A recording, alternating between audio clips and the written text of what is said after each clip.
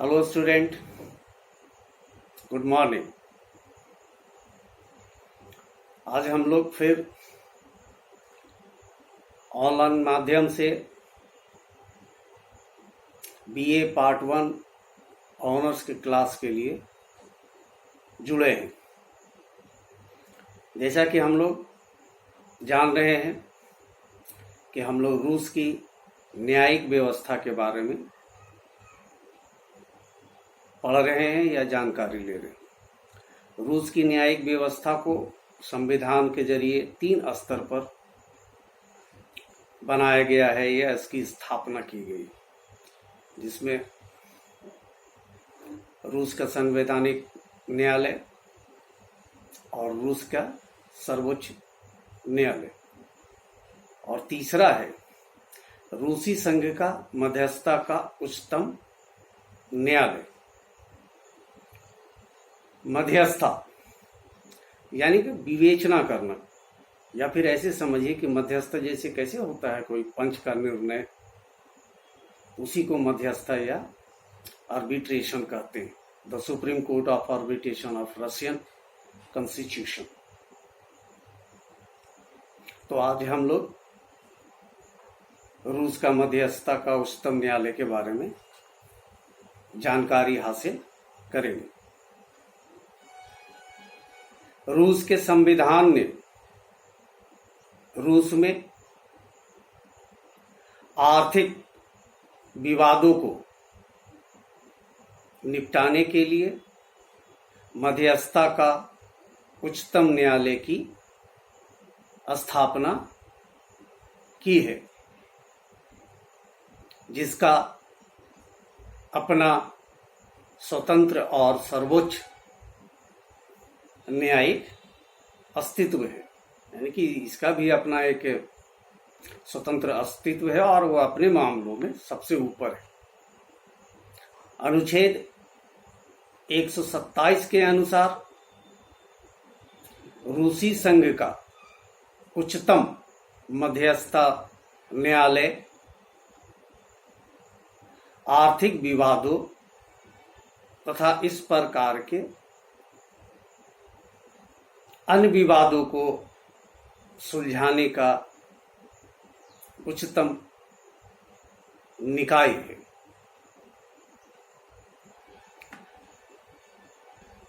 मतलब आर्थिक विवादों से संबंधित जितने भी तरह के मामले हैं उसको वो सुलझाता है और वो उसमें उसका वो सर्वोच्च निकाय है। अब हम लोग बात करते हैं इसकी संरचना का, मध्यस्थता का उच्चतम न्यायालय का संरचना। मध्यस्थता का उच्चतम न्यायालय के न्यायाधीशों की नियुक्ति राष्ट्रपति द्वारा संघीय परिषद के अनुमोदन के बाद की जाती है। यानी कि इसकी भी संरचना में, यानी कि इसकी भी न्यायाधीशों की जो नियुक्ति होती है वो 2 अन्य न्यायालय, सर्वोच्च न्यायालय और संवैधानिक न्यायालय की तरह ही राष्ट्रपति के अनुमोदन पर नामांकित करके वो संघीय परिषद के पास अनुमोदन के लिए भेजती है। मुख्य न्यायाधीश के परामर्श पर राष्ट्रपति अन्य न्यायाधीशों के नाम निर्देशित कर संघीय परिषद को अनुमोदन के लिए भेजता है। मध्यस्थता की न्यायिक व्यवस्था संगठनात्मक रूप से 3 स्तरों में विभाजित है। यानी कि इसका भी 3 स्तर है। इसमें सबसे निचली स्तर पर मध्यस्थता के न्यायालय हैं, उसके ऊपर मध्यस्थता के सर्किट न्यायालय हैं और सबसे ऊपर मध्यस्थता का उच्चतम न्यायालय है। मध्यस्थता का उच्चतम न्यायालय भी निम्न भागों में बटा होता है।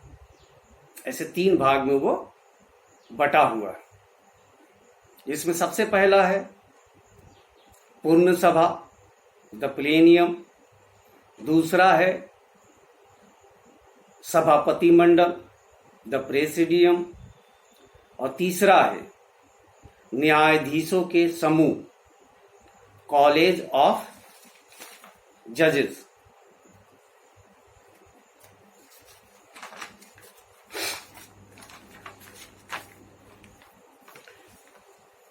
और उसमें सबसे पहले मध्यस्थता के उच्चतम न्यायालय की पूर्ण सभा के बारे में हम लोग जानते हैं कि वो किस तरह से अपना काम करता है या उसका संगठन कैसा होता है। मध्यस्थता के उच्चतम न्यायालय की पूर्ण सभा मध्यस्थता के उच्चतम न्यायालय के मुख्य न्यायाधीश, उप मुख्य न्यायाधीश तथा अन्य न्यायाधीशों से मिलकर बनती है।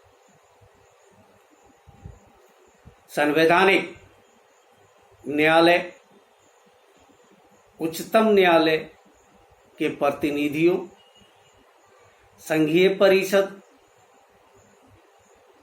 तथा ड्यूमा के अधिकारियों, प्रोसिक्यूटर जनरल जो सरकार के वकील होते हैं, महाधिवक्ता, महान्यायाधिवक्ता जिनको कहा जाता है, वैधानिक संस्थाओं तथा विधि मंत्री को मध्यस्थता के उच्चतम न्यायालय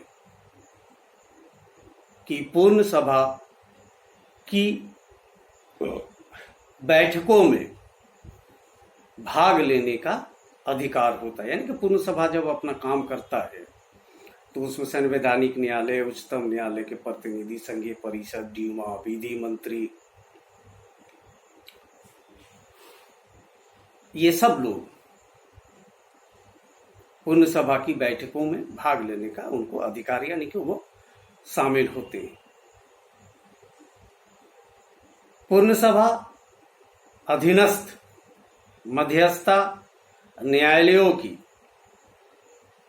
न्यायिक क्रियाओं का अध्ययन करती है तथा मध्यस्थता कानूनों, आर्बिट्रेशन लॉ की व्याख्या करती है। यह मुख्य न्यायाधीश के कहने पर सचिव न्यायाधीश का निर्वाचन करती है। संघीय जिला मध्यस्थता न्यायालय द्वारा सुझाए गए प्रस्तावों को स्वीकार या अस्वीकार करती है।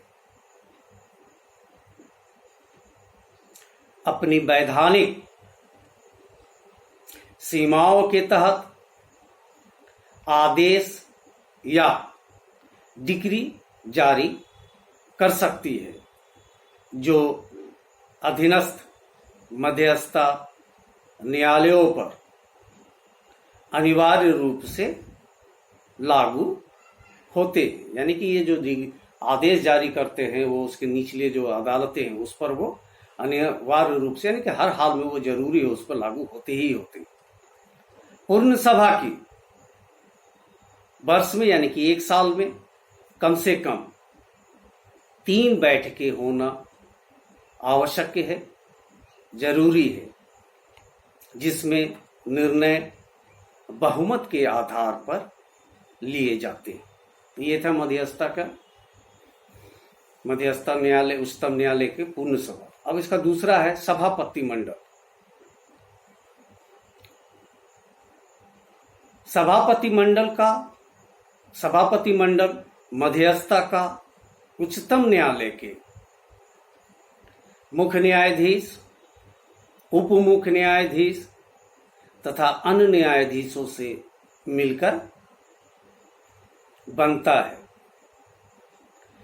सभापति मंडल का, प्रोसिक्यूटर जनरल भी इसमें भाग ले सकते हैं। मध्यस्थता के मुख्य न्यायाधीश द्वारा आमंत्रित करने पर यानी कि बुलाए जाने पर संवैधानिक न्यायालय तथा उच्चतम न्यायालय के मुख्य न्यायाधीश भी इसकी बैठक में भाग ले सकते हैं। यानी कि इसकी भी जब बैठक होती है तो उच्चतम न्यायालय, संवैधानिक न्यायालय भी यानी कि उसके न्यायाधीश भी इसमें शामिल हो सकते हैं। अब तीसरा है न्यायाधीशों के समूह। न्यायाधीशों के समूहों का गठन मध्यस्थता के उच्चतर न्यायालय की पूर्ण सभा द्वारा मध्यस्थता का उच्चतम न्यायालय के न्यायाधीशों में से ही किया जाता है, जिनकी अध्यक्षता मध्यस्थता के उप न्यायाधीशों द्वारा की जाती है। मुख्य न्यायाधीश को यह अधिकार है कि वह न्यायाधीशों के एक समूह के किसी न्यायाधीशों को दूसरे समूहों के कार्यों का संपादन करने के लिए निर्देश दे सकता है।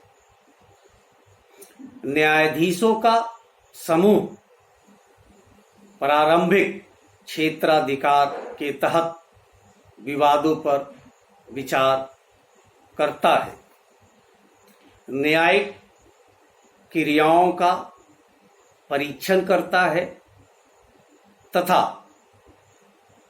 मध्यस्थता न्यायालयों के नियमों के अधीन अन्य कार्यों का संपादन करता है। तो ये था उसका मध्यस्थता के उस उच्चतम न्यायालय का संरचना। अब बात हम लोग करेंगे इसकी क्षेत्राधिकार के, इसके अधिकारों का। मध्यस्थता का उच्चतम न्यायालय का क्षेत्राधिकार। मध्यस्थता के उच्चतम न्यायालय के क्षेत्राधिकार के अंतर्गत निम्नलिखित काम आते हैं, जिसमें सबसे पहला है प्रारंभिक क्षेत्राधिकार। प्रारंभिक क्षेत्राधिकार से मतलब कि किसी मसले की वहीं से शुरुआत हो। राष्ट्रपति या सरकार के आदेशों तथा संघीय सभा के उन कानूनों पर विचार करना जिनमें यह सुनिश्चित यानी कि तय नहीं हो रहा है कि ये नागरिकों तथा संगठनों के विधिक यानी कि कानूनी आर्थिक अधिकारों का उल्लंघन करते हैं या नहीं। कहने का मतलब ये है कि इसका प्रारंभिक क्षेत्रीय अधिकारों में राष्ट्रपति या संघीय सरकार के आदेशों, वैसे आदेश जिसमें ये तय नहीं हो पाते हैं कि नागरिकों के अधिकार या अन्य संगठन के विधिक जो अधिकार है, आर्थिक अधिकार है, उसका उल्लंघन होता है या नहीं, उस पर यह विचार करता है। इसे इन आदेशों या कानूनों को पूर्ण या आंशिक रूप से अवैध घोषित करने का भी अधिकार है। यह रूसी संघ तथा इकाइयों अथवा रूसी संघ की विभिन्न इकाइयों के बीच उत्पन्न होने वाले आर्थिक विवादों पर भी निर्णय देता है। कहने का मतलब है रूसी संघ या रूसी संघ के राज्यों या राज्यों के मतलब विभिन्न राज्यों के बीच में जो आर्थिक विवाद होते हैं उस पर भी निर्णय देने का अधिकार प्राप्त है। अब इसका दूसरा है क्षेत्राधिकार या अधिकार कानूनों की व्याख्या करना। मध्यस्थता का उच्चतम न्यायालय आर्थिक पक्ष से संबंधित कानूनों की जांच एवं व्याख्या करता है तथा उसकी वैधानिकता पर विचार करता है। कहने का मतलब ये है कि जो आर्थिक पक्ष से संबंधित कानून होते हैं उसकी वो जांच करता है और उसकी संवैधानिकता या वैधानिकता पर जांच करता है, यानी कि ये सही है या गलत है। अब तीसरा है इसका अधिकार अपीलीय क्षेत्राधिकार। मध्यस्थता का उच्चतम न्यायालय अपने अधीनस्थ न्यायालयों के विरुद्ध अपील सुनने का अधिकार रखता है, यानी कि जो निचली अदालत है उसके जो निर्णय होते हैं उसके खिलाफ कोई अगर अपील करता है तो वो उस पर सुनवाई करने का उनको अधिकार प्राप्त है। यह अधीनस्थ न्यायालय द्वारा दिए गए निर्णयों पर विचार करता है तथा उन निर्णयों को बदल भी सकता है, यानी कि जो दिए गए निर्णय है उस पर वो अपना राय विचार करता है और उसको बदल भी सकता है। चौथा है इसके अधिकार विधायन प्रस्तावित करना, यानी कि कानून बनाने के लिए प्रस्ताव पेश करना। मध्यस्थता का उच्चतम न्यायालय अपनी वैधानिक सीमाओं के अंदर रहते हुए मध्यस्थता के संबंध में कानून बनाने के लिए प्रस्ताव बनाकर डीमा को भेज सकता है, यानी कि वो अपनी जो उसका क्षेत्राधिकार है उसके अंतर्गत वो मध्यस्थता से संबंधित जो भी कानून है उसको कोई ज़रूरत हुआ तो वो उससे संबंधित कोई नया कानून बनाने या उसे फेरबदल करने का प्रस्ताव जो है वो डीमा को भेज सकता है। अब पांचवा है नियम बनाने का अधिकार। मध्यस्थता का उच्चतम न्यायालय अपनी वैधानिक सीमाओं के अंदर रहते हुए मध्यस्थता न्यायालयों की आंतरिक गतिविधियों को संचालित करने के लिए, यानी कि चलाने के लिए तथा उनके बीच परस्पर संबंधों के लिए नियम बना सकता है। कहने का मतलब ये है कि अपनी प्रशासनिक कामों को करने के लिए वो कानून बना सकता है जो उसके अधीनस्थ सभी मध्यस्थता न्यायालयों पर लागू होते हैं, यानी कि वो जो कानून बनाता है वो उसके निचले जितने भी अधीनस्थ न्यायालय हैं उन तमाम न्यायालयों पर वो लागू होते हैं। तो ये थे उसके क्षेत्राधिकार। कह सकते हैं हम लोग कि न्यायपालिका की उचित विवेचना से यह साफ है कि 1993 के संविधान द्वारा न्यायपालिका की विविधत यानी कि कई रूप में व्यवस्था की गई है। न्यायपालिका सरकार के अन्य अंगों से स्वतंत्र रहते हुए संविधान से प्रदत्त यानी कि संविधान द्वारा दिए गए शक्तियों का प्रयोग करती है।